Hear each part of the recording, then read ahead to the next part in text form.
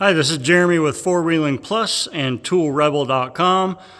Today we're working on a 1985 Toyota pickup with a straight axle, and we've got to knock some wheel studs out of the wheel hubs as we're doing a vented rotor conversion using 86 to 95 Toyota brake rotors.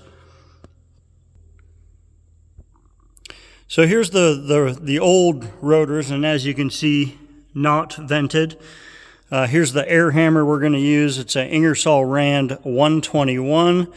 It'll make quick work of knocking these studs out, and we want to showcase how well this Ingersoll Rand air hammer works, as it's going to go up for sale. We recently replaced it with a Thor air hammer. Okay, here goes the Ingersoll Rand 121.